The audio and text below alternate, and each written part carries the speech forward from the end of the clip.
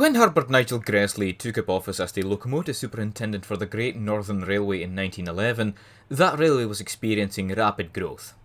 No sooner had Henry Ivatt, Gresley's predecessor, introduced his own 422 Express locomotive class A2, did the Great Northern require even larger locomotives in the form of the 442 Atlantics.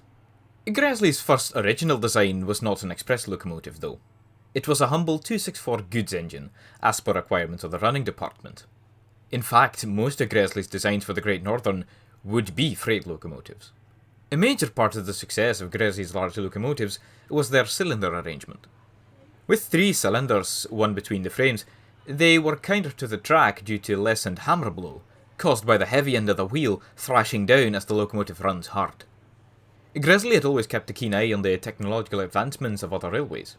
Of particular interest to him were the 4-cylindered Great Western Railway 460s, and the Pennsylvania Railroad's K-Class 462 Pacifics.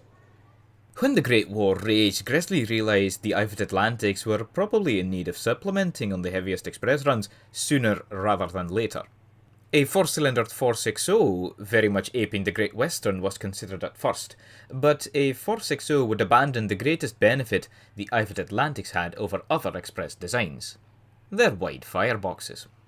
A wider firebox means more steam raising ability, so instead they added a carrying truck beneath the firebox to keep the 6-driven wheels but maintain the greater steaming, so the design went on to be a 462. To test the feasibility of the 4-cylinder arrangement, Gresley sought to do rebuilding of Atlantic No. 279 in 1915. When rebuilt, this locomotive had the same cylinder dimensions and valve layout as the proposed Pacific. The idea was to build the new Pacific with dimensions similar to those of the large Atlantics.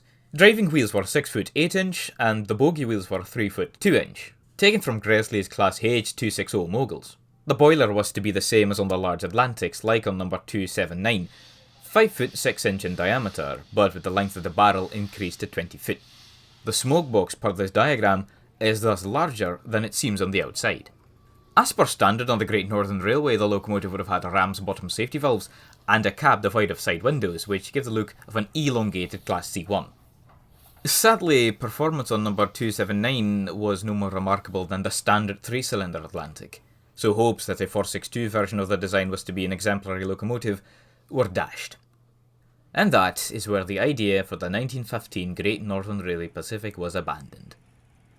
But this 1915 locomotive lives on in various forms, especially on the internet. Hey,